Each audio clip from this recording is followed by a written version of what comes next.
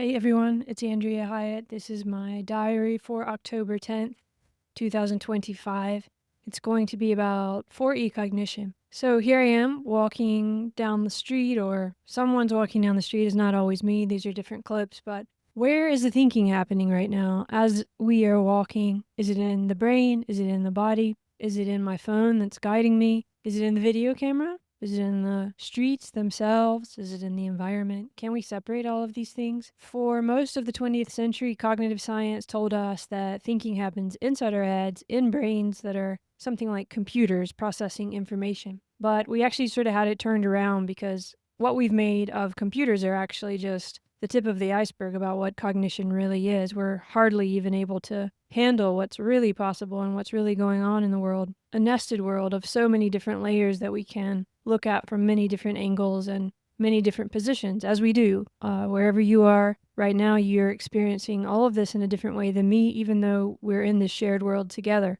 And that's incredible. There's a revolutionary shift happening, and it changes everything, really, about how we understand mind, memory, meaning. And one term that has been placed on this shift is called 4E, like the number 4 and E. You've probably heard me talk about it in other episodes, in interviews. I even did a little intro to it. In any case, 4E cognition points at this, what I've been getting at here, that the brain and the body are part of whatever cognition is, which we're only just beginning to understand, which computers and things like LLMs and even the internet help us understand. But so those things are tips of the iceberg of what these 4 E's are, or these mini E's. And those E's stand for embodied, of course, which I've already mentioned, embedded, extended, and enactive, and also ecological, also exaptive, also emotional, also there's, find your E and we could discuss it. But in this video, we'll just go through the main E's, the ones that sort of go with the 4E, or that originally went with the 4E. So we're going to explore 5 of them here today. And here's the beautiful part. We can understand them all through something you do every day, which is make your way through life, which is encounter life, which is be whoever you are. There's no stop or start to that. It's what you're doing, and this is what cognition is. It's you making your way through the world as an embodied being that has many, many different layers and parts and dimensions and possibilities if you try to understand it. It's all one ongoing process, one movement, but you can't understand all of that at once because, first of all, you are it. You're part of it. You're inside of it. You're also outside of it, if you want to use those kind of terms. But really, it's more of a fractal thing where you're many different ways at once. So embodied is a good way to start because it helps us get a handle on that. So watch what happens as I approach this corner, for example. I'm leaning into the turn before I consciously decide to turn. So I kind of noticed that as I was walking, that my body knows before my mind knows that we're going to turn. But, even that way that I worded it isn't really right because body and mind aren't two different things, but mind is my awareness of my own body's movements. I'm moving, that's already cognitive. I'm already making decisions. But when I realize that I'm doing that, when I notice that, when I start to exert some kind of agency over it that has memory attached to it or imagination or awareness in this way where I know what I'm doing, then that's mind. So thinking isn't something that happens in your body, it's as your body. Your body is your thinking. And then also because of these wonderful brains that we have, we can become aware of that. We can turn our own body to understand that body as its own subject, which is just remarkable. A lot of times people use their hands when they're talking, as this person is doing here, and when you're trying to solve a problem, maybe you also gesture with your hands. I've noticed just watching myself on video that I do move around a lot and use my hands at times. And I'm not really thinking about that. It's just illustrating something. That's the body moving as thought. So sometimes you feel nervous. You have these butterflies in your stomach before a decision. That's not something different from your cognition. When you become aware of it, that's your mind becoming aware of it. So that mind, which is part of the body, becomes aware of that body. So when you see someone like this person navigating a crowded space, we can look at different parts of the body of how it moves. One part that I particularly like is in the brain. It's called the hippocampus. It's the seahorse-shaped structure. And there's a lot of amazing neuroscientists, cognitive scientists, computational neuroscientists, all sorts of wonderful scientists working to understand what this little part of the brain does. There's two of them, one in each side of your brain, sort of in the middle. It's in the temporal lobe. And for decades, scientists thought it was crucial for memory, and it is. Maybe you've heard of special cases where this area of the brain was removed because someone had seizures or epilepsy, and then they could no longer create new memories. They couldn't, they would meet you. If you walk out of the room and come back, in 15 minutes, they don't remember you anymore. So obviously this area had a lot to do with memory.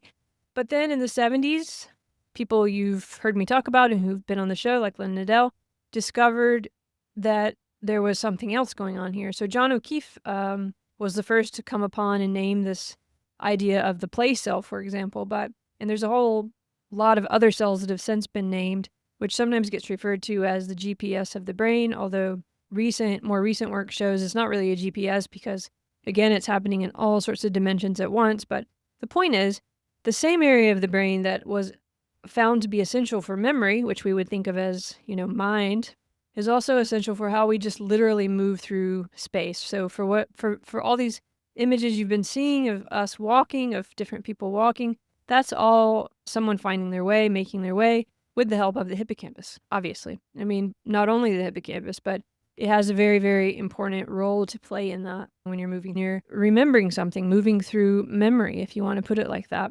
You can kind of see how we're starting to think of space in a really different way. All this to say, your body doesn't have a mind. Your body is minded. It's embodied mind.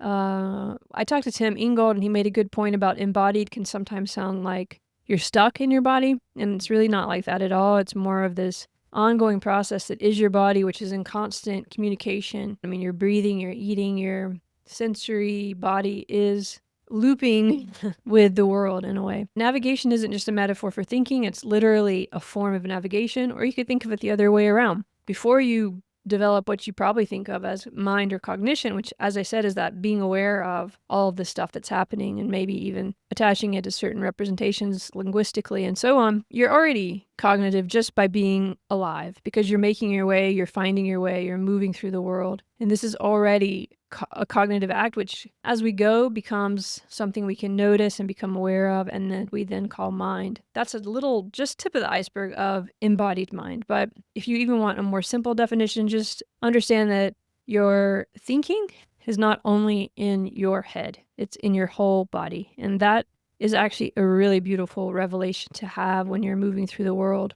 Because when you're sitting, doing yoga, when you're dancing, when you're walking, when you're making love, whatever, you're involved in a really multidimensional, beautiful expression with those around you, with the world, and with yourself.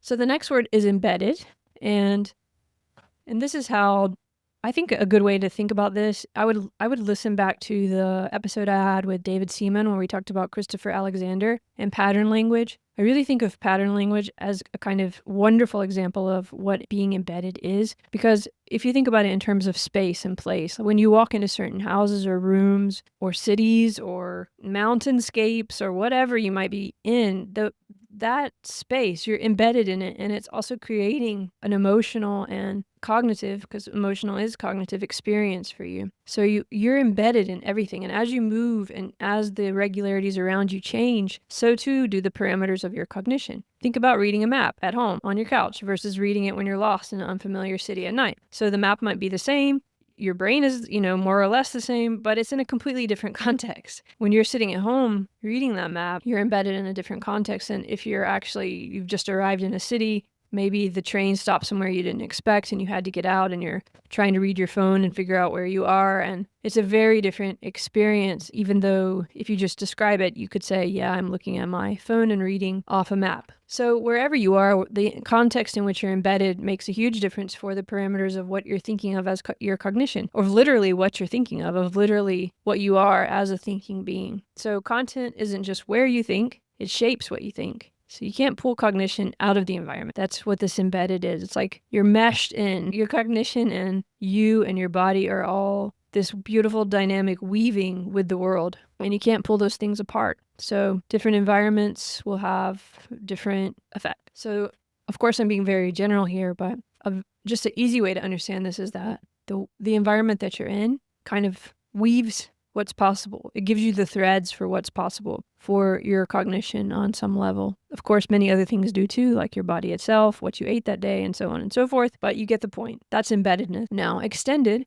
is, well, the GPS itself, you might think of as almost like an extension of my mind or our mind. So when we're looking at the map on our phone, we can almost imagine that that is an extension of our own body in a sense, because it's literally connected to us in our hand. It's interacting with us in a certain way. Andy Clark and Dave Chalmers wrote a great paper about this, which I'll link to. With this GPS, for example, I don't need to hold the whole city's layout in my mind. I don't need to imagine it all. With a paper map, I might have to translate between the abstraction and the territory. When I just ask someone on the street, like, where do you know how to get to the museum? Then I'm navigating through a social interaction and a narrative, and maybe they're gesturing. Each of these is extending my cognition in a different way. This is a really interesting subject to think of when you think about writing things down and making lists and how that becomes part of your memory, or when we think about any form of technology. One of the classic examples, which actually comes from Gregory Bateson, which you've heard me talk about, is this extension of the cane. If we're having trouble seeing, or we're a blind person and we need a cane, it can help us. And after enough time, the cane's feedback is like our body's feedback. We feel the sidewalk through the cane. So you can think of that cane as an extension. So that's another E. That's another part of this different way of thinking about cognition. It's not just in your brain. It's like even in it's even in the things that you're using, that you're touching, that are helping you sense the world. And all those things literally change the parameters of your possibility as well. Just think about what happens to your thinking now that you have a smartphone, how much that changes it. I was just in Iceland and I didn't look at my phone very much, and I was just in the world, hiking around, and it's so different, the kind of affordances, what's possible for your cognitive, emotional being. But the same is true when it comes to technology. That also opens up many worlds. The point is just they're different worlds. So that's extended. And then enactive is a word you've probably heard when Mirka talked with Ezekiel DePaulo, when I talked with Hannah de Jager. Evan Thompson was on. Actually, there's a lot of enactive. Julian Kiverstein works with that a lot. And that's sort of taking all these things we've been talking about and really understanding that what we think of cognition is this ongoing participatory sense-making that's happening between or as our bodies and everything we're encountering, including our own self, in the way that we were talking about, in the way that we become aware of our own thoughts, of our own movements, of our own possibilities. So here's the thing. I don't plan my entire route and then execute it when I go walk. I find my way, I make my way, I see what's ahead, I respond, I adjust. The route emerges through the act of walking, even when I'm in a new place. And when I'm in an old place, it could depend on my awareness, what I see. We've probably all had that experience where if you're in a certain state of attention, the environment, you can suddenly see things you hadn't seen before. And this isn't just true of navigation. You don't understand a book, for example, by passively receiving the information. You're making your way through that book. So there's a similar coupling is a word people use, but there's a sense making that's going on between you and whatever you're encountering, whatever you're in dialogue with, whatever you're part of, and noticing that you're part of and putting your focus on. That can be a conversation.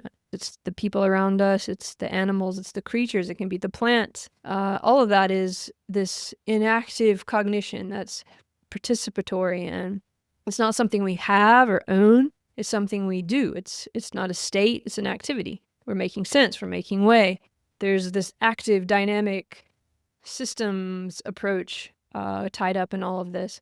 And again, this is just a tip of the iceberg. Also, I think here you can really get to this idea of loving and knowing and how they're connected, because we start to understand this is relational. That's an important word. Relational comes really to the forefront once you start thinking of enaction, of cognition, mind, all these things that we think of as emotion, as ourselves, really, as memory, as being ways we move through and navigate the world. And that relationality is what connects us, what holds us, and that connects to many themes of love and loving that we've discussed on Love and Philosophy. So you don't have love or have knowledge. You make these things. You make love. You make knowledge. And you're not doing it by yourself. So even if you think you are, even if you're alone, you're actually coming out of and embedded in an embodied, extended, ongoing life world encounter with everything that you're taking in, with the books you read, the authors who wrote them, everything on social media and so forth, or just the person at the grocery store, or just yourself. So Enactive, there would be much more to say about that, but just as a summary, it's this ongoing relational sense-making that's happening as your cognition, as you're alive, as you're encountering the world. And then another E, which we're already at 5 now, but it's ecological. And that's another word we've talked about here with Harry Heff, for example, and through the work of J.J. Gibson and others. And when we say cognition is ecological, we mean that thinking doesn't belong to us in isolation. And also that it's not always something that's taking a lot of time. It's an immediate, and it's also nested. It's also a lot of what we've been talking about. This is a way of getting a hold on it, of thinking of, depending on where we're going to put our focus, we can understand mind as part of all this, of our bodies, of our cells, of our conversations, of our social groups, of all of these online communities, of, everyone in our city, our school, our work, our family. It's this nested system. So your body's in a room, in a building, in a neighborhood, in a city, in a planet, or on a planet, part of a planet. So we can think of ecological in a lot of different ways. The usual way that word is used is connected to ecological psychology and J.J. Gibson, but I extend it because I think Rachel Carson, for example, and Gregory Bateson, and many others that have used the word ecological open us up into a really important way also of understanding cognition as almost like when we say it's ecological, it's saying that it's ongoing at many different positions at the same time in many different dimensions as everything that is. What's wonderful about that is when we start thinking about kaleidoscopic or constellation thinking, we start to realize how at many different positions within that ongoing planetary process that what mind is can be very different, just as we've discussed, because every body will be in a different place, having come from a different set of regularities, a different past. You've read different books, seen different movies. So when we think of it, when we zoom out and realize like how many wonderful, crazy